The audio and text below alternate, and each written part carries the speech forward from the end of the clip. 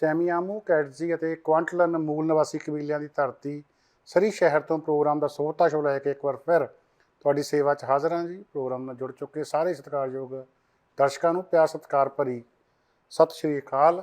ਇਸ ਪ੍ਰੋਗਰਾਮ 'ਚ ਆਪ ਸਭ ਦਾ ਨਿੱਘਾ ਸਵਾਗਤ ਆ। ਹਮੇਸ਼ਾ ਦੀ ਤਰ੍ਹਾਂ ਸਾਡੇ ਇਸ ਪ੍ਰੋਗਰਾਮ ਨੂੰ ਤੁਹਾਡੇ ਤੱਕ ਪਹੁੰਚਾਉਂਦੇ ਆ ਗੇਟਵੇ ਪੀਜ਼ਾ ਐਂਡ ਸਵੀਟਸ ਅਤੇ ਨਾਲ ਦੀ ਨਾਲ ਦਾ ਅੰਪਾਇਰ ਬੈਂਕਟ ਹਾਲ। ਅੱਜ ਦੇ ਪ੍ਰੋਗਰਾਮ ਦੇ ਵਿੱਚ ਆਪਾਂ ਗੱਲਬਾਤ ਕਰਨੀ ਆ ਸਰੀ ਦੇ ਵਿੱਚ ਹੋਈ ਗੋਲੀਬਾਰੀ ਦੀ, ਜਿਸ ਵਿੱਚ ਇੱਕ ਵੱਡੀ ਸ਼ਖਸੀਅਤ ਰਪਦਮਨ ਸਿੰਘ ਮਲਕ ਚੜ੍ਹਾਈ ਕਰ ਗਏ ਆ। ਉਹਨਾਂ ਦੀ ਮੌਕੇ 'ਤੇ ਮੌਤ ਹੋ ਗਈ ਆ। ਕੌਣ ਸੀ ਹਮਲਾਵਰ, ਕਾਰਨ ਕੀ ਸੀਗੇ, ਕੀ ਹੋ ਸਕਦਾ, ਇਹਦੇ ਬਾਰੇ ਗੱਲਬਾਤ ਕਰਾਂਗੇ। ਕੁਝ ਫੈਕਟ ਦੱਸਾਂਗੇ, ਪਰਿਵਾਰ ਕੀ ਕਹਿ ਰਿਹਾ ਆ, ਲੋਕਾਂ ਦੇ ਵਿੱਚ ਕਿਸ ਤਰ੍ਹਾਂ ਦੀਆਂ ਚਰਚਾਵਾਂ ਚੱਲ ਰਹੀਆਂ ਆ। ਅਤੇ ਇਸ ਦੇ ਨਾਲ ਹੀ ਆਪਾਂ ਗੱਲ ਕਰਾਂਗੇ ਕੈਨੇਡਾ ਦੇ ਹਵਾਈ ਅੱਡਿਆਂ ਦੀ, ਜਿਨ੍ਹਾਂ ਦੇ ਉੱਤੇ ਕਰੋਨਾ ਟੈਸਟ ਦੀ ਮੁੜ ਕੇ ਫਿਰ ਵਾਪਸੀ ਹੋ ਰਹੀ ਆ। ਅਤੇ ਨਾਲ ਹੀ ਗੱਲ ਕਰਾਂਗੇ ਦਲੇਰ ਮਹਿੰਦੀ ਹੁਣਾਂ ਦੀ, ਜਿਨ੍ਹਾਂ ਨੂੰ 2 ਸਾਲ ਕੈਦ ਦੀ ਦਿੱਤੀ ਹੋਈ ਸਜ਼ਾ ਅਦਾਲਤ ਨੇ ਬਰਕਰਾਰ ਰੱਖੀ ਹੈ, ਉਹਨਾਂ ਨੂੰ ਜੇਲ੍ਹ ਜਾਣਾ ਪੈਣਾ। ਪੂਰਾ ਪ੍ਰੋਗਰਾਮ ਲੈ ਕੇ ਹੁਣੇ ਤੁਹਾਡੀ ਸੇਵਾ 'ਚ ਵਾਪਸ ਮੁੜਦੇ ਹਾਂ। ਪ੍ਰੋਗਰਾਮ ਦਾ ਸੋਹਤਾ ਸ਼ੋਅ ਲੈ ਕੇ ਇੱਕ ਵਾਰ ਫਿਰ ਤੁਹਾਡੀ ਸੇਵਾ ਦੇ ਵਿੱਚ ਹਾਜ਼ਰ ਹਾਂ। ਗੱਲ ਦੀ ਸ਼ੁਰੂਆਤ ਕਰਾਂਗੇ ਸਰੀ ਸ਼ਹਿਰ ਤੋਂ। ਕੈਨੇਡਾ ਦੇ ਵਿੱਚ ਜਦੋਂ ਸਵੇਰ ਹੋਈ ਆ, ਵੈਨਕੂਵਰ ਇਲਾਕੇ ਦੇ ਵਿੱਚ ਸਵੇਰ ਹੋਈ ਆ, ਲੋਕ ਕੰਮਾਂ ਕਾਰਾਂ ਦੇ ਉੱਤੇ ਜਾਣ ਦੇ ਵਾਸਤੇ ਤਿਆਰੀਆਂ ਕੱਸ ਰਹੇ ਸੀਗੇ, ਜਾਂ ਜਿਹੜੇ ਕੰਮ 'ਤੇ ਜਾ ਕੇ ਲੱਗੇ ਸੀ। ਪੂਰਾ ਭੀੜ ਭੜੱਕੇ ਵਾਲਾ ਮਾਹੌਲ ਸੀਗਾ, ਦਿਨ ਹਜੇ ਚੜ੍ਹਿਆ ਹੀ ਸੀਗਾ। ਤਾਂ ਸਵੇਰੇ ਇੱਕ ਖਬਰ ਜਿਹੜੀ ਆ ਉਹ ਆਈ ਕਿ ਇੱਕ ਨਾਮਵਰ ਸ਼ਖਸੀਅਤ, ਜਿਹਨਾਂ ਨੂੰ ਕਿ ਪੂਰੀ ਦੁਨੀਆ ਵਿੱਚ ਜਾਣਿਆ ਜਾਂਦਾ, ਰਪਦਮਨ ਸਿੰਘ ਮਲਕ, ਉਹਨਾਂ ਨੂੰ ਦਿਨ ਦਿਹਾੜੇ ਗੋਲੀਆਂ ਮਾਰ ਕੇ ਕਤਲ ਕਰ ਦਿੱਤਾ ਗਿਆ।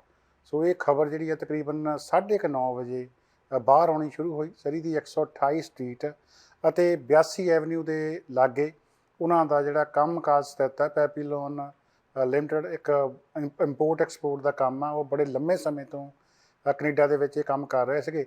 ਸੋ ਜਿਉਂ ਹੀ ਉਹ ਆਪਣੇ ਕੰਮ ਦੇ ਉੱਤੇ ਆਪਣੀ ਗੱਡੀ ਲਾਲ ਰੰਗ ਦੀ ਟੈਸਲਾ ਵਿੱਚ ਸਵਾਰ ਹੋ ਕੇ ਪਹੁੰਚੇ ਆ, ਤਾਂ ਉੱਥੇ ਇੱਕ ਮੌਜੂਦ ਹਮਲਾਵਰ ਵੱਲੋਂ ਉਹਨਾਂ ਦੇ ਉੱਤੇ ਗੋਲੀਆਂ ਚਲਾਈਆਂ ਗਈਆਂ।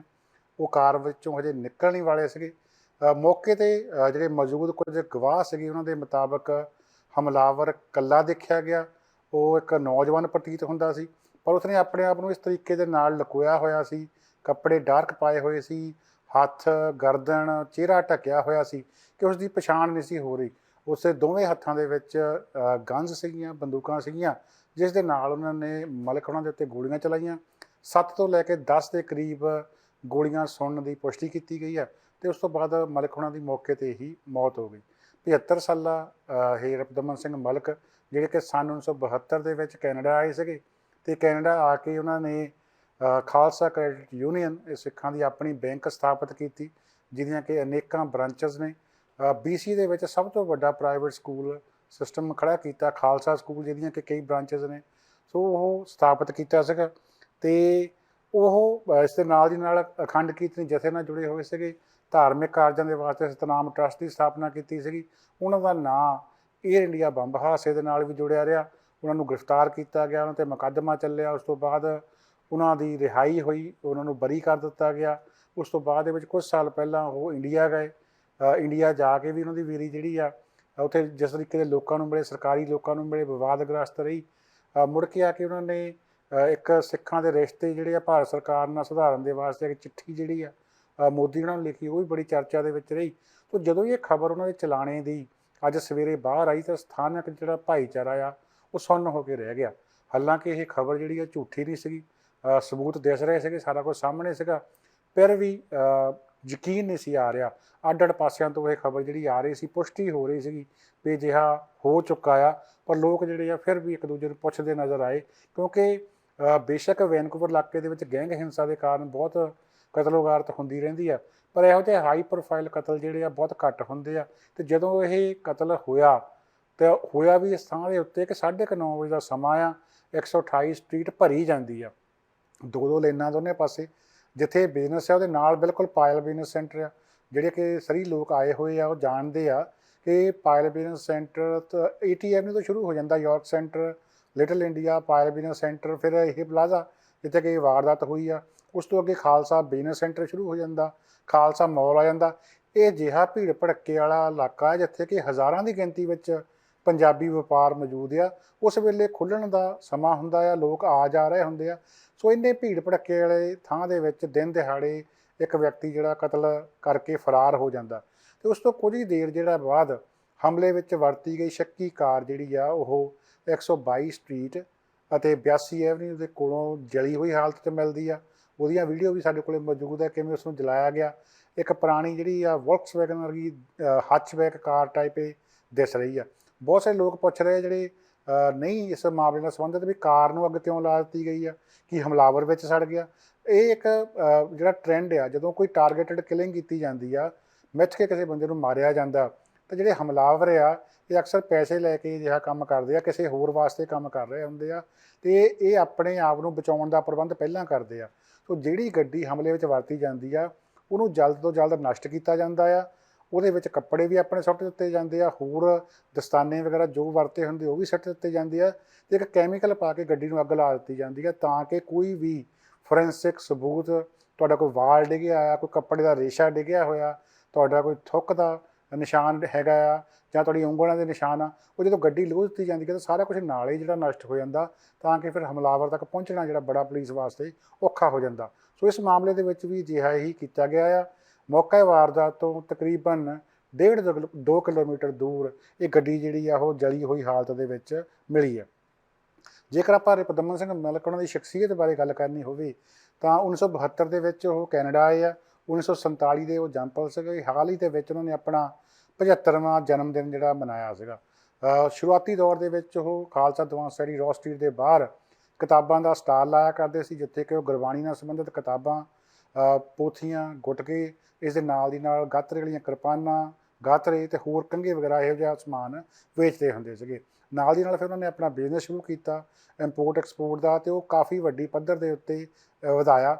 ਵਪਾਰੀ ਬੈਕਗਰਾਊਂਡ ਹੋਣ ਕਰਕੇ ਬਹੁਤ ਹੀ ਚੇਤੰਨ ਵਪਾਰੀ ਸੀਗੇ। ਫਿਰ ਕਮਿਊਨਿਟੀ ਦੇ ਨਾਲ ਰਲ ਕੇ 1986 ਦੇ ਵਿੱਚ ਖਾਲਸਾ ਕ੍ਰੈਡਿਟ ਯੂਨੀਅਨ ਦੀ ਸਥਾਪਨਾ ਕੀਤੀ, ਖਾਲਸਾ ਸਕੂਲ ਦੀ ਸਥਾਪਨਾ ਕੀਤੀ, ਜਿਹਦੀਆਂ ਕਿ ਬੈਂਕ ਦੀਆਂ ਵੀ ਅਤੇ ਸਕੂਲ ਦੀਆਂ ਵੀ ਅੱਜ ਕੱਲ੍ਹ ਕਈ ਬ੍ਰਾਂਚਿਸ ਨੇ। ਲੱਖਾਂ ਲੋਕ ਇਸ ਦਾ ਫਾਇਦਾ ਜਿਹੜੇ ਆ ਉਹ ਲੈ ਰਹੇ ਆ। ਹੁਣ ਉਹ ਆਪਣੇ ਪਿੱਛੇ ਆਪਣੀ ਪਤਨੀ ਤੋਂ ਇਲਾਵਾ 4 ਲੜਕੇ, ਉਹਨਾਂ ਦੀਆਂ ਵਹੁਟੀਆਂ, ਅਤੇ ਇਸ ਦੇ ਨਾਲ ਹੀ ਇੱਕ ਲੜਕੀ, ਜਵਾਈ, ਅਤੇ 8 ਦੇ ਕਰੀਬ ਜਿਹੜੇ ਆ ਪੋਤੇ ਪੋਤੀਆਂ, ਦੋਤੇ ਦੋਤੀਆਂ ਛੱਡ ਗਏ ਆ ਜੀ। ਸੋ ਇਹ ਜਿਹੜੀ ਖਬਰ ਹੈ ਇੱਕ ਆਪਣੇ ਆਪ ਦੇ ਵਿੱਚ ਬੜੀ ਵੱਡੀ ਆ। ਮਲਿਕ ਉਹਨਾਂ ਦੇ ਪ੍ਰਸ਼ੰਸਕ ਬਹੁਤ ਆ, ਮਲਿਕ ਉਹਨਾਂ ਦੇ ਵਿਰੋਧੀ ਬਹੁਤ ਆ, ਪਰ ਇਹ ਖਬਰ ਜਿਹੜੀ ਆ ਇਸ ਦਾ ਬੁਰਾ ਮਨਾਇਆ ਜਾ ਰਿਹਾ, ਇਸ ਦਾ ਮਾੜਾ ਬਣਾਇਆ ਜਾ ਰਿਹਾ, ਅਤੇ ਇਸ ਤਰੀਕੇ ਦੇ ਨਾਲ ਕਿਸੇ ਵਿਅਕਤੀ ਨੂੰ ਜਿਹੜਾ ਕਤਲ ਕਰ ਦੇਣਾ ਦਿਨ ਦਿਹਾੜੇ, ਇਸ ਨੂੰ ਲੈ ਕੇ ਕਾਨੂੰਨ ਪ੍ਰਬੰਧ ਦੇ ਉੱਤੇ ਵੀ ਸਵਾਲ ਉੱਠ ਰਹੇ ਆ ਕਿ ਕੀ ਸਰੀ ਦੇ ਵਿੱਚ ਕੋਈ ਬੰਦਾ ਸੇਫ ਹੈਗਾ ਆ। ਅਤੇ ਅਜਿਹੇ ਜਿਹੜੇ ਹਾਲਾਤ ਬਣ ਗਏ ਕਿ ਦਿਨ ਦਿਹਾੜੇ ਕਤਲ ਕਰਕੇ ਜਿਹੜੇ ਬੰਦੇ ਭੱਜ ਜਾਂਦੇ ਆ, ਉਹਨਾਂ ਨੂੰ ਪਤਾ ਹੁੰਦਾ ਵੀ ਅਸੀਂ ਫੜ ਨਹੀਂ ਹੋਣਾ, ਉਹਨਾਂ ਨੇ ਪਹਿਲਾਂ ਹੀ ਪ੍ਰਬੰਧ ਜਿਹੜੇ ਆ ਉਹ ਕੀਤੇ ਹੁੰਦੇ ਆ। ਹੁਣ ਜਦੋਂ ਸਰਦਾਰ ਰਿਪੁਦਮਨ ਸਿੰਘ ਮਲਿਕ ਹੋਣਾ ਦੀ ਮੌਤ ਹੋ ਚੁੱਕੀ ਆ, ਉਹ ਇਸ ਦੁਨੀਆ 'ਚ ਨਹੀਂ ਰਹੇ ਹੈਗੇ, ਤਾਂ ਨਾਲ ਦੀ ਨਾਲ ਫਿਰ ਗੱਲਾਂ ਇਹ ਵੀ ਚੱਲ ਰਹੀਆਂ ਆ ਵੀ ਇਹ ਹੋਇਆ ਕੀ ਆ। ਹੁਣ ਇਹ ਗੱਲ ਜਿਹੜੀ ਸਮਝਣ ਵਾਲੀ ਆ ਕਿ ਇਹਦੇ ਪਿੱਛੇ ਬਹੁਤ ਸਾਰੇ ਐਂਗਲ ਆਪਾਂ ਨੂੰ ਦੇਖਣੇ ਪੈਣਗੇ। ਇਸ ਕਤਲ ਦੇ ਪਿੱਛੇ ਬਹੁਤ ਸਾਰੇ ਕਾਰਨ ਹੋ ਸਕਦੇ ਆ। ਸਾਨੂੰ ਨਹੀਂ ਪਤਾ ਕਿ ਉਹਨਾਂ ਦਾ ਕਤਲ ਕਿਸ ਕਾਰਨ ਹੋਇਆ, ਪਰ ਉਹ ਕਾਰਨ ਜਿਹੜੇ ਅਸੀਂ ਜ਼ਰੂਰ ਤੁਹਾਡੇ ਨਾਲ ਸਾਂਝੇ ਕਰਨਾ ਚਾਹਾਂਗੇ। ਸੋ ਪਹਿਲਾ ਗੱਲ ਇਹ ਹੈ ਕਿ ਉਹ ਬਹੁਤ ਵੱਡੇ ਵਪਾਰੀ ਸੀਗੇ, ਬਹੁਤ ਧਨਾੜ ਸੀਗੇ। ਕੀ ਕਿਸੇ ਨੇ ਉਹਨਾਂ ਨੂੰ ਫਰੌਤੀ ਲੈਣ ਬਦਲੇ ਅਜਿਹਾ ਕੋਈ ਕਤਲ ਕੀਤਾ? ਕਿਉਂਕਿ ਇਹ ਵੀ ਗੱਲਾਂ ਸੁਣਨ ਵਿੱਚ ਆਈਆਂ ਕਿ ਵੱਡੇ ਬੰਦਿਆਂ ਕੋਲੋਂ ਫਰੌਤੀਆਂ ਲਈਆਂ ਜਾ ਰਹੀਆਂ ਅਤੇ ਦਬਦਬਾ ਪਾਉਣ ਦੇ ਵਾਸਤੇ ਅਜਿਹੇ ਜਿਹੜੇ ਕਾਰਜ ਕੀਤੇ ਜਾਂਦੇ ਆ। ਬੀਤੇ ਵਿੱਚ ਕੁਝ ਵੱਡੇ ਗਾਇਕ ਜਿਹੜੇ ਪੰਜਾਬ ਨਾਲ ਸੰਬੰਧਿਤ ਆ, ਉਹਨਾਂ ਦੇ ਸਾਥੀਆਂ ਜਾਂ ਉਹਨਾਂ ਦੇ ਘਰਾਂ ਦੇ ਉੱਤੇ ਵੀ ਇੱਥੇ ਸਰੀ ਵਿੱਚ ਗੋਲੀਆਂ ਚੱਲੀਆਂ। ਸੋ ਕੀ ਇਹ ਫਰੌਤੀਆਂ ਦੇ ਨਾਲ ਸੰਬੰਧਿਤ ਕੋਈ ਗੱਲਬਾਤ ਸੀਗੀ ਜਾਂ ਵਪਾਰ ਦੇ ਕੋਈ ਝਗੜੇ ਦੇ ਨਾਲ ਸੰਬੰਧਿਤ ਗੱਲ ਸੀ? ਉਹਨਾਂ ਦੇ ਵਪਾਰ ਐਡੇ ਵੱਡੇ ਸੀਗੇ ਕਿ ਬਹੁਤ ਸਾਰੇ ਕੇਸ ਚੱਲਦੇ ਸੀਗੇ। ਕੀ ਕੋਈ ਇਹੋ ਜਿਹੀ ਉਹਨਾਂ ਦੀ ਨਿੱਜੀ ਦੁਸ਼ਮਣੀ ਸੀਗੀ ਜਿਸ ਕਰਕੇ ਉਹਨਾਂ ਨੂੰ ਨਿਸ਼ਾਨਾ ਬਣਾਇਆ ਗਿਆ?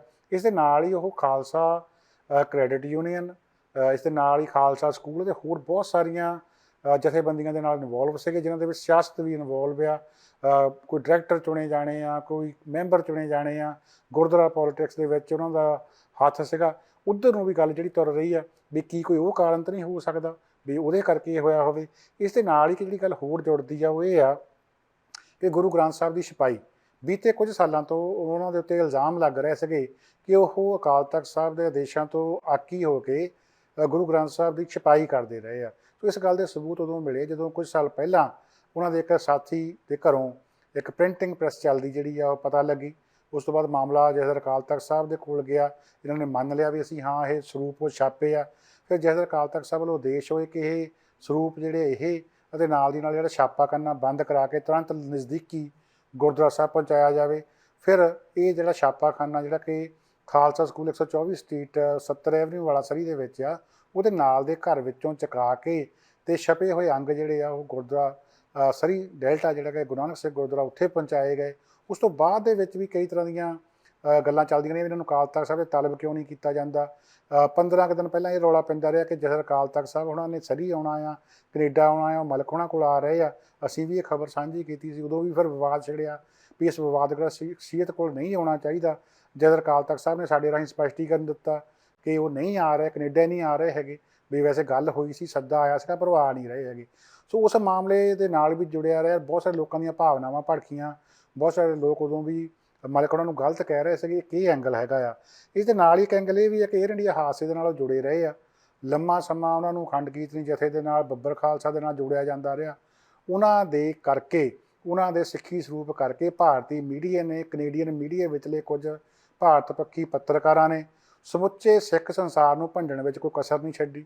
ਸਮੁੱਚੇ ਸਿੱਖਾਂ ਨੂੰ ਕੈਨੇਡਾ ਦੇ ਵਿੱਚ ਅੱਤਵਾਦੀ ਬਣਾਉਣ ਦੀ ਕੋਈ ਗਰਦਾਨਣ ਦੀ ਕਸਰ ਨਹੀਂ ਛੱਡੀ।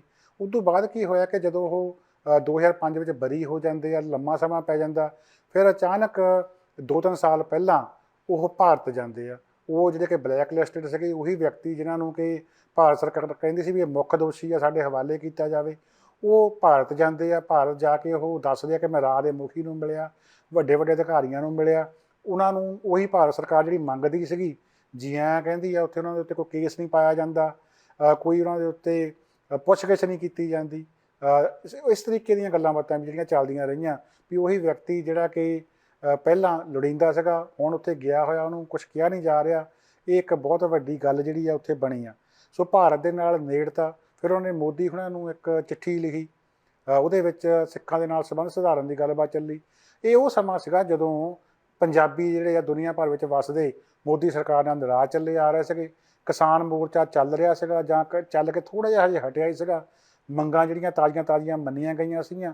ਪੂਰੇ ਪੰਜਾਬੀ ਜਗਤ ਦੇ ਵਿੱਚ, ਸਿੱਖ ਜਗਤ ਦੇ ਵਿੱਚ ਮੋਦੀ ਸਰਕਾਰ ਪ੍ਰਤੀ ਰੋਹ ਸੀਗਾ, ਖੇਤੀ ਬਿੱਲਾਂ ਦਾ ਕਰਕੇ ਵੀ ਅਤੇ ਸਿੱਖਾਂ ਦੀਆਂ ਸੰਬੰਧਿਤ ਨੀਤੀਆਂ ਕਰਕੇ ਵੀ। ਅਤੇ ਜਦੋਂ ਉਸ ਸਮੇਂ ਮਲਕ ਹੁਣੀ ਜਾ ਕੇ ਨੇੜਤਾ ਦਿਖਾਉਂਦੇ ਆ ਤਾਂ ਬਹੁਤ ਸਾਰੇ ਲੋਕ ਜਿਹੜੇ ਉਹਨਾਂ ਦਾ ਪਹਿਲਾਂ ਸਤਿਕਾਰ ਕਰਦੇ ਸੀਗੇ, ਉਹਨਾਂ ਤੋਂ ਦੂਰ ਹੋ ਗਏ ਅਤੇ ਉਹਨਾਂ ਦੇ ਬਾਰੇ ਬਹੁਤ ਸਾਰੀਆਂ ਜਿਹੜੀਆਂ ਗਲਤ ਗੱਲਾਂ ਵੀ ਕਰਦੇ ਰਹੇ ਵੀ ਇਹ ਹੁਣ ਜਿਹੜੇ ਪਹਿਲਾਂ ਸੀਗੇ ਭਾਰਤ ਸਰਕਾਰ ਦੀ ਵਿਰੋਧਤਾ ਕਰਦੇ ਸੀਗੇ, ਹੁਣ ਜਾ ਕੇ ਭਾਰਤ ਸਰਕਾਰ ਦੇ ਨਾਲ ਰਲ ਗਏ ਆ। ਸੋ ਇਹੋ ਜਿਹੀਆਂ ਗੱਲਾਂ ਵੀ ਚੱਲਦੀਆਂ ਰਹੀਆਂ। ਸੋ ਕੀ ਇਹ ਐਂਗਲ ਵੀ ਉਹ ਭਾਰਤ ਸਰਕਾਰ ਦੇ ਨੇੜੇ ਹੋ ਗਏ ਸੀਗੇ, ਜਾਂ ਇਹ ਕਿ ਭਾਰਤ ਸਰਕਾਰ ਨੇ ਪਹਿਲਾਂ ਤਾਂ ਉਹਨਾਂ ਨੂੰ ਵਰਤ ਕੇ ਸਿੱਖਾਂ ਨੂੰ ਬਦਨਾਮ ਕੀਤਾ, ਫਿਰ ਉਹਨਾਂ ਦਾ ਰਾਹ ਖੋਲ੍ਹਤਾ ਭਾਰਤ ਵਿੱਚ। ਜਦੋਂ ਉੱਥੇ ਗਏ ਤਾਂ ਜੋ ਮਰਜ਼ੀ ਹੋਵੇ, ਜੋ ਉਹਨਾਂ ਦਾ ਅਕਸ ਸੀਗਾ ਉਹਨੂੰ ਬੜੀ ਵੱਡੀ ਸੱਟ ਵੱਜੀ ਆ, ਉਹ ਬਦਨਾਮ ਹੋਏ ਆ। ਜਿਹੜਾ ਉਹਨਾਂ ਦੀ ਰਿਸਪੈਕਟ ਸੀਗੀ, ਜੋ ਸਤਿਕਾਰ ਸੀਗਾ ਕਮਿਊਨਿਟੀ ਦੇ ਵਿੱਚ, ਉਹ ਟੋਟਲੀ ਪੁੱਠਾ ਹੋ ਗਿਆ। ਲੋਕ ਸ਼ੱਕ ਦੀ ਨਿਗਾਹ ਦੇ ਨਾਲ ਦੇਖਣ ਲੱਗੇ। ਤਾਂ ਉਦੋਂ ਬਾਅਦ ਜਦੋਂ ਉਹ ਇਹੋ ਜਿਹੀ ਸ਼ੱਕ ਦੀ ਨਿਗਾਹ ਨਾਲ ਦੇਖਣ ਲੱਗੇ ਤਾਂ ਕੀ ਕਿਸੇ ਏਜੰਸੀ ਵੱਲੋਂ ਉਹਨਾਂ ਨੂੰ ਕਤਲ ਕਰਵਾ ਦਿੱਤਾ ਗਿਆ ਹੈ ਤਾਂ ਕਿ ਇਹ ਪ੍ਰਭਾਵ ਜਾਵੇ ਕਿ ਹੁਣ ਸਿੱਖਾਂ ਦਾ ਇੱਕ ਹਿੱਸਾ ਜਿਹੜਾ ਆ, ਖਾਸ ਕਰਕੇ ਜਿਹੜੇ ਖਾਲਿਸਤਾਨ ਨਾਲ ਸੰਬੰਧਿਤ ਸਿੱਖ ਆ, ਵੀ ਉਹ ਮਲਕ ਉਹਨਾਂ ਨੂੰ ਚੰਗਾ ਨਹੀਂ ਸਮਝਦੇ, ਅਤੇ ਜੇਕਰ ਹੁਣ ਉਹਨਾਂ ਨੂੰ ਕਤਲ ਕੀਤਾ ਜਾਂਦਾ ਆ ਤਾਂ ਇਹ ਫਿਰ ਉਹਨਾਂ ਦੇ ਨਾਂ ਪਾ ਦਿੱਤਾ ਜਾਣਾ ਸੌਖਾ ਹੋਊਗਾ ਵੀ ਦੇਖੋ ਜੀ ਉਹ ਭਾਰਤ ਦੇ ਨੇੜੇ ਹੋ ਰਹੇ ਸੀਗੇ, ਇਸ ਕਰਕੇ ਉਹਨਾਂ ਨੂੰ ਕਤਲ ਕਰ ਦਿੱਤਾ ਗਿਆ। ਸੋ ਇਹ ਵੀ ਇੱਕ ਐਂਗਲ ਹੈਗਾ। ਸੋ ਇਹਦੇ ਨਾਲ ਹੀ ਇੱਕ ਐਂਗਲ ਹੋਰ ਜੋੜਿਆ ਜਾ ਰਿਹਾ ਵੀ ਏਅਰ ਇੰਡੀਆ ਹਾਦਸੇ ਵਿੱਚ ਉਹਨਾਂ ਦਾ ਨਾਂ ਜਿਹੜਾ ਆ ਉਹ ਬੜਾ ਖੁੱਲ੍ਹ ਕੇ ਆਇਆ। ਬੇਸ਼ੱਕ ਉਹ ਇਸ ਮਾਮਲੇ ਵਿੱਚ ਸਬੂਤਾਂ ਦੀ ਘਾਟ ਕਰਕੇ ਬਰੀ ਹੋ ਗਏ, ਪਰ ਜੱਜ ਵੱਲੋਂ ਕਦੇ ਵੀ ਉਹਨਾਂ ਨੂੰ ਬਾਇਜ਼ਤ ਬਰੀ ਨਹੀਂ ਕੀਤਾ ਗਿਆ। ਸੋ ਜਿਹੜੇ ਏਅਰ ਇੰਡੀਆ ਕਾਂਡ ਦੇ ਵਿਕਟਮ ਆ, ਕੀ ਉਹਨਾਂ ਵਿੱਚੋਂ ਕਿਸੇ ਦਾ ਗੁੱਸਾ ਸੀਗਾ ਜਿਹੜਾ ਇਸ ਰੂਪ ਦੇ ਵਿੱਚ ਨਿਕਲਿਆ? ਇਹ ਜਿਹੜਾ ਆ ਗੱਲਾਂ ਬਾਤਾਂ ਵੀ ਚੱਲ ਰਹੀਆਂ। ਇੱਥੇ ਤੁਹਾਨੂੰ ਦੱਸ ਦਈਏ ਕਿ ਏਅਰ ਇੰਡੀਆ ਹਾਦਸਾ ਇੱਕ ਐਡੀ ਵੱਡੀ ਪਹੇਲੀ ਆ ਕਿ ਜਿਹਦਾ ਕੁਛ ਵੀ ਤਣ ਪੱਤਣ ਨਹੀਂ ਲੱਗ ਰਿਹਾ। ਜਦੋਂ ਤੁਸੀਂ ਸੌਫਟ ਟਾਰਗੇਟ ਬੁੱਕ ਪੜ੍ਹਦੇ ਆ, ਜਸਟਿਸ ਜੌਨ ਮੇਜਰ ਦੀ ਇਨਕੁਆਇਰੀ ਪੜ੍ਹਦੇ ਆ, ਤਾਂ ਤੁਹਾਨੂੰ ਚਾਨਣ ਹੁੰਦਾ ਵੀ ਇਹਦੇ ਵਿੱਚ ਕਿੰਨੇ ਲੋਕ ਇਨਵੋਲਵ ਸੀਗੇ, ਕਿਸ ਤਰੀਕੇ ਏਜੰਸੀਆਂ ਇਨਵੋਲਵ ਸੀਗੀਆਂ, ਅਤੇ ਕਿਵੇਂ ਸਿੱਖਾਂ ਨੂੰ ਬਦਨਾਮ ਕਰਨ ਦੀ ਜਿਹੜੀ ਚਾਲ ਵੱਡੇ ਪੱਧਰ ਦੇ ਉੱਤੇ ਚੱਲੀ ਗਈ।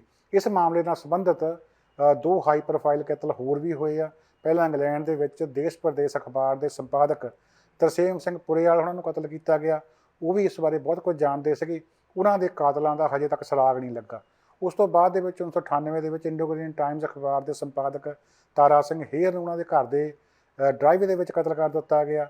ਉਹ ਇੰਨਾ ਸਮਾਂ ਬੀਤ ਜਾਣ ਦੇ ਬਾਅਦ ਵੀ ਸੁਰਾਗ ਜਿਹੜਾ ਨਹੀਂ ਲੱਗਾ। ਉਹ ਵੀ ਏਅਰ ਇੰਡੀਆ ਕਾਂਡ ਦੇ ਬਾਰੇ ਬਹੁਤ ਕੁਝ ਜਾਣਦੇ ਸੀਗੇ। ਅਤੇ ਉਸ ਤੋਂ ਬਾਅਦ ਜਿਹੜਾ ਇਹ ਰਪਦਮਨ ਸਿੰਘ ਮਲਕ ਉਹਨਾਂ ਦਾ ਅੱਜ ਕਤਲ ਹੁੰਦਾ, ਇਹਦੇ ਬਾਰੇ ਵੀ ਜਾਪ ਰਿਹਾ ਆ ਕਿ ਜਿਸ ਤਰੀਕੇ ਦੇ ਨਾਲ ਇਹ ਹਾਈ ਪ੍ਰੋਫਾਈਲ ਕਤਲ ਹੋਇਆ, ਜਿਸ ਤਰੀਕੇ ਨਾਲ ਐਵੀਡੈਂਸ ਮਿਟਾਏ ਗਏ ਆ, ਇਸ ਦੀ ਥਾਂ ਪਾਉਣੀ ਵੀ ਜਿਹੜੀ ਬਹੁਤ ਔਖੀ ਹੋ ਜਾਣੀ ਆ। ਸੋ ਇਹ ਗੱਲ ਜਿਹੜੀ ਅੱਜ ਅੱਡ ਅੱਡ ਪੱਧਰ ਦੇ ਉੱਤੇ ਚੱਲ ਰਹੀ ਆ। ਇਹੀ ਜੇ ਵਾਰਦਾਤ ਅੱਜ ਤੋਂ 3 ਸਾਲ ਪਹਿਲਾਂ ਹੁੰਦੀ ਤਾਂ ਕਮਿਊਨਿਟੀ ਦੇ ਵਿੱਚ ਰਿਐਕਸ਼ਨ ਹੋਰ ਤਰ੍ਹਾਂ ਦਾ ਹੋਣਾ ਸੀਗਾ। ਜਿਹੜੀ ਅੱਜ ਵਾਰਦਾਤ ਹੋਈ ਆ ਜਦੋਂ ਕਿ ਮਲਿਕ ਹੋਣਾ ਦਾ ਝੁਕਾਅ ਜਿਹੜਾ ਭਾਰਤ ਪੱਖੀ ਹੋ ਸੀਗਾ, ਤਾਂ ਅੱਜ ਕਮਿਊਨਿਟੀ ਦੇ ਵਿੱਚ ਰਿਐਕਸ਼ਨ ਜਿਹੜਾ ਆ ਉਹ ਹੋਰ ਤਰੀਕੇ ਹੋ ਸਕਦਾ ਆ। ਬਾਕੀ ਅੱਡ ਅੱਡ ਧਿਰਾਂ ਨੇ ਇਸ ਨੂੰ ਆਪੋ ਆਪਣੇ ਤਰੀਕੇ ਦੇ ਨਾਲ ਬਰਤਾਂਤ ਸਿਰਜ ਕੇ ਇੱਕ ਦੂਜੇ ਦੇ ਸਿਰ ਪਾਉਣ ਦੀ ਕੋਸ਼ਿਸ਼ ਕਰਨੀ ਆ। ਇਸ ਨੂੰ ਸਿੱਖਾਂ ਦੇ ਸਿਰ, ਖਾਲਿਸਤਾਨੀਆਂ ਦੇ ਸਿਰ ਪਾਉਣ ਦੀ ਕੋਸ਼ਿਸ਼ ਵੀ ਹੋਣੀ ਆ। ਅਤੇ ਬਾਕੀ ਜਿਹੜਾ ਹੈਗਾ ਜੀ, ਇਹਨਾਂ ਦੀ ਸਭ ਤੋਂ ਵੱਡੀ ਗੱਲ ਹੈ ਕਿ ਮਲਿਕ ਹੋਣੀ ਬਹੁਤ ਕੁਝ ਜਾਣਦੇ ਸੀਗੇ ਏਅਰ ਇੰਡੀਆ ਹਾਦਸੇ ਦੇ ਬਾਰੇ, ਉਸ ਸਮੇਂ ਦੇ ਬਾਰੇ। ਬਹੁਤ ਸਾਰੇ ਰਾਜ਼ ਜਿਹੜੇ ਆ ਉਹ ਆਪਣੇ ਸੀਨੇ ਦੇ ਵਿੱਚ ਨਾਲ ਹੀ ਲੈ ਗਏ ਆ, ਜਿਹੜੇ ਕਿ ਕਦੇ ਵੀ ਬਾਹਰ ਨਹੀਂ ਆਉਣਗੇ। ਇੱਕ ਆਸ ਜਿਹੜੀ ਆ ਲੋਕਾਂ ਨੂੰ ਕਿ ਕਦੇ ਨਾ ਕਦੇ ਏਅਰ ਇੰਡੀਆ ਕਾਂਡ ਦਾ ਸੱਚ ਜਿਹੜਾ ਆ ਉਹ ਸਿੱਕੇ ਬੰਦ ਹੋ ਕੇ ਬਾਹਰ ਆਊਗਾ। ਹਾਲਾਂਕਿ ਬਹੁਤ ਸਾਰੇ ਲੋਕਾਂ ਨੂੰ ਪਤਾ ਆ ਵੀ ਇਹ ਕਿਵੇਂ ਸਾਰਾ ਕੁਝ ਹੋਇਆ, ਪਰ ਫਿਰ ਵੀ ਇੱਕ ਸਿੱਕੇ ਬੰਦ ਰੂਪ ਦੇ ਵਿੱਚ ਸਾਹਮਣੇ ਆਊਗਾ। ਉਹ ਜਿਹੜੀ ਆਸ ਹੈਗੀ ਆ ਉਹ ਪੱਕੇ ਤੌਰ ਦੇ ਉੱਤੇ ਮਾਧਮ ਹੋ ਗਈ ਆ, ਕਿਉਂਕਿ ਇੱਕ ਬੰਦਾ ਜਿਹੜਾ ਬਹੁਤ ਕੁਝ ਜਾਣਦਾ ਸੀਗਾ ਉਹ ਹੁਣ ਇਸ ਦੁਨੀਆ ਦੇ ਵਿੱਚ ਨਹੀਂ ਰਿਹਾ। ਇਸ ਮਾਮਲੇ ਦੇ ਵਿੱਚ ਪਰਿਵਾਰ ਨੇ ਅੱਡ ਤਰੀਕੇ ਦੇ ਨਾਲ ਦੱਸਿਆ ਹੈਗਾ। ਉਹਨਾਂ ਦੇ ਬੇਟੇ ਜਸਪ੍ਰੀਤ ਸਿੰਘ ਮਲਿਕ ਜਿਹੜੇ ਕਿ ਬਹੁਤ ਨਾਮਵਰ ਵਕੀਲ ਹੈਗੇ ਆ ਲੋਅਰ ਮੇਨਲੈਂਡ ਗ੍ਰੇਟਰ ਵੈਨਕੂਵਰ ਦੇ ਵਿੱਚ, ਉਹ ਕਹਿੰਦੇ ਵੀ ਮੇਰੇ ਪਿਤਾ ਦਾ ਜਨਮ 1947 ਦੇ ਵਿੱਚ ਹੋਇਆ ਸੀਗਾ ਅਤੇ ਅੱਜ ਉਹ ਕਾਲ ਚਲਾਣਾ ਕਰ ਗਏ ਆ। ਉਹ ਕਹਿੰਦੇ ਵੀ ਮੇਰੇ ਪਿਤਾ ਨੇ ਆਪਣਾ ਸਾਰਾ ਜੀਵਨ ਗੁਰੂ ਨਾਨਕ ਸਾਹਿਬ ਦੀਆਂ ਸਿੱਖਿਆਵਾਂ ਦੇ ਉੱਤੇ ਚੱਲਣ ਲਈ ਲਾਇਆ। 1972 ਵਿੱਚ ਕੈਨੇਡਾ ਆਏ, 1986 ਦੇ ਵਿੱਚ Khalsa credit union Khalsa school ਦੀ ਸਥਾਪਨਾ ਕੀਤੀ, ਸਿਰਫ ਇਸ ਕਰਕੇ ਕਿ ਮੇਰਾ ਭਾਈਚਾਰਾ ਅੱਗੇ ਵਧੇ, ਜਿਹੜੀ ਸਿੱਖ ਕਮਿਊਨਿਟੀ ਆ ਉਹਨੂੰ ਸਿੱਖਿਆ ਮਿਲੇ, ਉਹ ਫਾਈਨੈਂਸ਼ਲੀ ਤੌਰ ਦੇ ਉੱਤੇ ਸਟਰੋਂਗ ਹੋਣ। ਇਸ ਕਰਕੇ ਉਹਨਾਂ ਨੇ ਕਹਿੰਦੇ ਵੀ ਜਿਹੜੀ ਇੱਕ ਲੈਗਸੀ ਛੱਡੀ ਆ ਖਾਲਸਾ ਸਕੂਲ ਦੀ ਅਤੇ ਖਾਲਸਾ ਕ੍ਰੈਡਿਟ ਯੂਨੀਅਨ ਦੀ, ਉਹਦੇ ਕਰਕੇ ਉਹਨਾਂ ਨੂੰ ਯਾਦ ਕੀਤਾ ਜਾਂਦਾ ਰਹੂਗਾ। ਬਾਕੀ ਉਹ ਕਹਿੰਦੇ ਮੈਨੂੰ ਪਤਾ ਆ ਵੀ ਮੀਡੀਏ ਨੇ ਉਹਨਾਂ ਨੂੰ ਏਅਰ ਇੰਡੀਆ ਟ੍ਰੈਜਡੀ ਦੇ ਨਾਲ ਜੋੜਨਾ ਆ। ਕਹਿੰਦੇ ਬੇਸ਼ੱਕ ਅਸੀਂ ਇਹ ਕਹਿ ਰਹੇ ਹਾਂ ਕਿ ਉਹਨਾਂ ਨੂੰ ਗਲਤ ਤਰੀਕੇ ਚਾਰਜ ਕੀਤਾ ਗਿਆ ਸੀਗਾ ਅਤੇ ਕੋਰਟ ਨੇ, ਅਦਾਲਤ ਨੇ ਵੀ ਇਹੀ ਫੈਸਲਾ, ਇਹੀ ਤੱਥ ਕੱਢਿਆ ਸੀਗਾ ਕਿ ਉਹਨਾਂ ਦੇ ਖਿਲਾਫ ਕੋਈ ਸਬੂਤ ਜਿਹੜਾ ਆ ਉਹ ਨਹੀਂ ਸੀਗਾ। ਪਰ ਮੀਡੀਆ ਅਤੇ RCMP ਨੇ ਕਦੀ ਵੀ ਇਹ ਗੱਲ ਮੰਨੀ ਨਹੀਂ। ਅਦਾਲਤ ਦੇ ਫੈਸਲੇ ਦੇ ਉਲਟ ਜਾ ਕੇ ਵੀ ਉਹ ਉਹਨਾਂ ਨੂੰ ਦੋਸ਼ੀ ਸਮਝਦੇ ਰਹੇ ਆ। ਅਤੇ ਉਹ ਕਹਿੰਦੇ ਵੀ ਅਸੀਂ ਅਰਦਾਸ ਕਰਦੇ ਹਾਂ ਵੀ ਜਿਹੜਾ ਅੱਜ ਦਾ ਇਹ ਵਾਕਾ ਹੋਇਆ, ਵਾਰਦਾਤ ਹੋਈ ਆ, ਇਹ ਏਅਰ ਇੰਡੀਆ ਦੇ ਨਾਲ ਸੰਬੰਧਿਤ ਨਾ ਹੋਵੇ। ਇਹ ਪਰਿਵਾਰ ਦੀ ਜਿਹੜੀ ਆ ਸਟੇਟਮੈਂਟ ਉਹਨਾਂ ਵੱਲੋਂ ਜਾਰੀ ਕੀਤੀ ਗਈ ਆ। ਸੋ ਰਿਪੁਦਮਨ ਸਿੰਘ ਮਲਿਕ ਸਾਡੇ ਵਿਚਕਾਰ ਨਹੀਂ ਰਹੇ। ਬਾਹਰਲੇ ਲੋਕ ਇਸ ਨੂੰ ਕਿਸ ਤਰੀਕੇ ਲੈਂਦੇ ਆ ਪਤਾ ਨਹੀਂ, ਪਰ ਜਿਹੜੇ ਕੈਨੇਡਾ ਦੇ ਲੋਕ ਆ ਉਹਨਾਂ ਨੇ ਰਿਪੁਦਮਨ ਸਿੰਘ ਮਲਿਕ ਦੇ ਨਾਲ ਬਹੁਤ ਸਾਰੇ ਉਤਾਰ ਚੜ੍ਹਾਅ ਦੇਖੇ ਆ। ਕੋਈ ਸਮਾਂ ਸੀਗਾ ਕਿ ਜਦੋਂ ਉਹਨਾਂ ਨੂੰ ਫੜਿਆ ਗਿਆ, ਉਹਨਾਂ ਦੇ ਉੱਤੇ ਕੇਸ ਚੱਲ ਰਿਹਾ ਸੀਗਾ, ਤਾਂ ਉਸ ਵੇਲੇ ਇਹੀ ਸੀਗਾ ਵੀ ਕਿਤੇ ਇਹ ਬੰਦੇ ਦੋਸ਼ੀ ਨਾ ਗਰਦਾਨੇ ਜਾਣ, ਸਮੁੱਚੀ ਸਿੱਖ ਕਮਿਊਨਿਟੀ ਬਦਨਾਮ ਹੋਊਗੀ, ਵੀ ਜਿਹੜਾ ਏਅਰ ਇੰਡੀਆ ਹਾਦਸਾ ਆ ਉਹ ਸਿੱਖਾਂ ਸਿਰ ਪੈ ਜਾਣਾ ਆ। ਉਹ ਬਰੀ ਹੋਏ ਇੱਕ ਦਾਗ ਜਿਹੜਾ ਧੋਤਾ ਗਿਆ। ਉਸ ਤੋਂ ਬਾਅਦ ਬਹੁਤ ਸਾਰੀਆਂ ਗੱਲਾਂ ਬਾਤਾਂ ਚੱਲਦੀਆਂ ਰਹੀਆਂ, ਪਰ ਉਸ ਤੋਂ ਅਖੀਰ ਦੇ ਵਿੱਚ ਜਿਹੜਾ ਜਾ ਕੇ ਉਹ ਇੰਡੀਆ ਗਏ ਆ, ਜਾ ਕੇ ਅਖੀਰਲੇ 2-3 ਸਾਲ ਜਿਸ ਤਰੀਕੇ ਨਾਲ ਵਿਚਰੇ ਆ, ਉਹ ਟੋਟਲੀ ਉਹਨਾਂ ਦੇ ਪਹਿਲੇ ਸਟੈਂਡ ਨਾਲੋਂ ਡਿਫਰੈਂਟ ਸੀਗਾ। ਇਸ ਕਰਕੇ ਕਮਿਊਨਿਟੀ ਦੀ ਸੋਚ ਵੀ ਜਿਹੜੀ ਆ ਬੜੀ ਹੱਦ ਤੱਕ ਬਦਲ ਗਈ ਸੀ। ਇਸ ਦੇ ਨਾਲ ਹੀ ਆਪਾਂ ਗੱਲਬਾਤ ਕਰਨੀ ਆ ਕਰੋਨਾ ਦੀ। ਕਰੋਨਾ ਜਾਣ ਦਾ ਨਾਂ ਨਹੀਂ ਲੈ ਰਿਹਾ, ਮੁੜ ਕੇ ਆ ਰਿਹਾ। ਦੁਨੀਆ ਭਰ ਦੇ ਵਿੱਚ ਜਿਹੜੇ ਕਰੋਨਾ ਦੇ ਕਈ ਮੁਲਕਾਂ 'ਚ ਕੇਸ ਜਿਹੜੇ ਆ ਵੱਧ ਰਹੇ ਆ, ਜਿਸ ਦੇ ਮੱਦੇਨਜ਼ਰ ਕੈਨੇਡਾ ਸਰਕਾਰ ਨੇ ਫੈਸਲਾ ਕੀਤਾ ਕਿ ਹਵਾਈ ਅੱਡਿਆਂ ਦੇ ਉੱਤੇ ਚੌਕਸੀ ਜਿਹੜੀ ਆ ਵਧਾਈ ਜਾਵੇ। 19 ਜੁਲਾਈ ਤੋਂ, ਅਗਲੇ ਹਫ਼ਤੇ ਤੋਂ, ਕੈਨੇਡਾ ਦੇ ਵੈਨਕੂਵਰ, ਕੈਲਗਰੀ, ਮੌਂਟਰੀਅਲ ਅਤੇ ਟੋਰਾਂਟੋ 4 ਹਵਾਈ ਅੱਡੇ ਜਿਹੜੇ ਵੱਡੇ ਆ, ਇਹਨਾਂ ਦੇ ਉੱਤੇ ਆਉਣ ਵਾਲੇ ਅੰਤਰਰਾਸ਼ਟਰੀ ਜਿਹੜੇ ਟਰੈਵਲਰ ਹੋਣਗੇ ਜਾਂ ਬਾਹਰੋਂ ਆ ਰਹੇ ਲੋਕ ਆ, ਬੇਸ਼ੱਕ ਜਿਨ੍ਹਾਂ ਦੇ ਟੀਕੇ ਲੱਗੇ ਵੀ ਹੋਏ ਆ, ਉਹਨਾਂ ਨੂੰ ਰੈਂਡਮਲੀ ਸਿਲੈਕਟ ਕੀਤਾ ਜਾ ਸਕਦਾ। ਮਤਲਬ ਵਿੱਚੋਂ ਲਾਈਨ ਦੇ ਵਿੱਚੋਂ ਕਿਸੇ ਨੂੰ ਵੀ ਕੱਢਿਆ ਜਾ ਸਕਦਾ ਵੀ ਆ ਜਾਓ ਤੁਹਾਡਾ ਟੈਸਟ ਕਰਨਾ ਆ। ਸੋ ਇਹ ਸ਼ੱਕ ਮੁਜਬ ਜਿਹੜੇ ਆ ਟੈਸਟ ਕੀਤੇ ਜਾਣਗੇ ਤਾਂ ਕਿ ਇਸ ਗੱਲ ਦਾ ਬਚਾਅ ਰੱਖਿਆ ਜਾ ਸਕੇ ਕਿ ਕਰੋਨਾ ਮੁੜ ਕੇ ਕੈਨੇਡਾ ਦੇ ਵਿੱਚ ਨਾ ਫੈਲੇ। ਸੋ 19 ਜੁਲਾਈ ਤੋਂ ਕੈਨੇਡੀਅਨ ਹਵਾਈ ਅੱਡੇ ਜਿਹੜੇ ਆ ਕੈਲਗਰੀ, ਵੈਨਕੂਵਰ, ਮੌਂਟਰੀਅਲ, ਟੋਰਾਂਟੋ, ਇੱਥੇ ਤੁਹਾਡੀ ਰੈਂਡਮ ਟੈਸਟਿੰਗ ਹੋ ਸਕਦੀ ਆ। ਅਖੀਰ ਦੇ ਵਿੱਚ ਗੱਲਬਾਤ ਕਰਨੀ ਆ ਪੰਜਾਬ ਦੀ, ਜਿੱਥੇ ਪਟਿਆਲਾ ਦੇ ਵਿੱਚ ਗਾਇਕ ਦਲੇਰ ਮਹਿੰਦੀ, ਜਿਨ੍ਹਾਂ ਦੇ ਖਿਲਾਫ 2 ਦਹਾਕੇ ਪਹਿਲਾਂ ਕਬੂਤਰਬਾਜੀ ਦਾ ਮੁਕੱਦਮਾ ਚੱਲਿਆ ਸੀਗਾ, ਉਹਨਾਂ ਨੂੰ 2 ਸਾਲ ਦੀ ਜਿਹੜੀ ਸਜ਼ਾ ਹੋ ਗਈ ਸੀਗੀ। ਉਹ ਇਸ ਸਜ਼ਾ ਦੇ ਉਲਟ ਉੱਚ ਅਦਾਲਤ ਵਿੱਚ ਚਲੇ ਗਏ ਸੀਗੇ। ਹੁਣ ਉੱਚ ਅਦਾਲਤ ਨੇ ਵੀ ਉਹਨਾਂ ਦੀ ਕੈਦ ਦੀ ਸਜ਼ਾ ਜਿਹੜੀ ਆ ਬਰਕਰਾਰ ਰੱਖੀ ਆ, ਜਿਸ ਕਰਕੇ ਉਹਨਾਂ ਨੂੰ ਜੇਲ੍ਹ ਜਾਣਾ ਪੈ ਸਕਦਾ ਆ। ਹਾਲਾਂਕਿ ਉਹ ਲੱਗਦਾ ਕਿ ਹੋਰ ਤਰੀਕਾ ਵਰਤ ਕੇ ਜ਼ਮਾਨਤ ਲੈਣ ਦੀ ਕੋਸ਼ਿਸ਼ ਕਰਨਗੇ, ਕੇਸ ਦੀ ਗਾਹਾਂ ਅਪੀਲ ਪਾਉਣ ਦੀ ਕੋਸ਼ਿਸ਼ ਕਰਨਗੇ, ਪਰ ਜਿਹੜਾ ਇਹ ਫੈਸਲਾ ਆਇਆ ਇਸ ਨਾਲ ਉਹਨਾਂ ਨੂੰ ਹਾਲ ਦੀ ਘੜੀ ਜਿਹੜਾ ਜੇਲ੍ਹ ਜਾਣਾ ਪੈ ਸਕਦਾ ਆ। ਦਲੇਰ ਮਹਿੰਦੀ ਜਿਹੜੇ ਕਿ ਪੰਜਾਬੀ ਗਾਇਕ ਅਤੇ ਭਾਜਪਾ ਦੇ ਆਗੂ ਹੰਸਰਾਜ ਹੰਸ ਉਹਨਾਂ ਦੇ ਕੁੜਮ ਵੀ ਆ, ਭਾਜਪਾ ਦੇ ਨਾਲ ਵੀ ਨਜ਼ਦੀਕੀਆਂ ਬਣਾਈਆਂ ਵੀ ਸ਼ਾਇਦ ਬਚਾਅ ਹੋ ਜਾਵੇ, ਪਰ ਬਚਾਅ ਹੋ ਨਹੀਂ ਸਕਿਆ। ਸੋ 2 ਸਾਲ ਦੀ ਕੈਦ ਦੀ ਸਜ਼ਾ ਬਰਕਰਾਰ ਰੱਖੀ ਗਈ ਆ। ਅਗਾਂਹ ਉਹ ਕੀ ਚਾਰਾ ਕਰਦੇ ਆ ਦੇਖਣ ਵਾਲੀ ਗੱਲ ਹੋਣੀ ਆ, ਪਰ ਹਾਲ ਦੀ ਘੜੀ ਉਹਨਾਂ ਨੂੰ ਪਟਿਆਲਾ ਜੇਲ੍ਹ 'ਚ ਜਾਣਾ ਪੈ ਸਕਦਾ ਆ, ਜਿੱਥੇ ਕਿ ਆਲਰੇਡੀ ਹਾਈ ਪ੍ਰੋਫਾਈਲ ਆਗੂ ਨਵਜੋਤ ਸਿੱਧੂ ਜਿਹੜੇ ਆ ਉਹ ਪਹਿਲਾਂ ਤੋਂ ਹੀ ਨਜ਼ਰ ਪਾਉਂਦੇ ਆ। ਇੱਥੇ ਅੱਜ ਦਾ ਪ੍ਰੋਗਰਾਮ ਖਤਮ ਕਰਨ ਦੀ ਆਗਿਆ ਬਖਸ਼ੋ। ਕੱਲ੍ਹ ਨੂੰ ਹੋਰ ਗੱਲਬਾਤ, ਹੋਰ ਜਾਣਕਾਰੀ ਲੈ ਕੇ ਫਿਰ ਤੁਹਾਡੀ ਸੇਵਾ 'ਚ ਹਾਜ਼ਰ ਹੋਵਾਂਗੇ ਜੀ। ਤਦ ਤੱਕ ਲਈ ਆਪ ਸਭ ਨੂੰ ਪਿਆਰ ਸਤਿਕਾਰ ਭਰੀ ਸਤਿ ਸ਼੍ਰੀ ਅਕਾਲ। ਸਾਡਾ ਹਰ ਇੱਕ ਪ੍ਰੋਗਰਾਮ ਵੇਖਣ ਤੇ ਸਾਡੇ ਨਾਲ ਜੁੜਨ ਲਈ ਸਬਸਕ੍ਰਾਈਬ ਕਰੋ ਚੈਨਲ ਪੰਜਾਬੀ ਤੇ ਨੋਟੀਫਿਕੇਸ਼ਨ ਲਈ ਬੈਲ ਆਈਕਨ ਵਾਲੇ ਬਟਨ ਤੇ ਕਲਿੱਕ ਕਰੋ।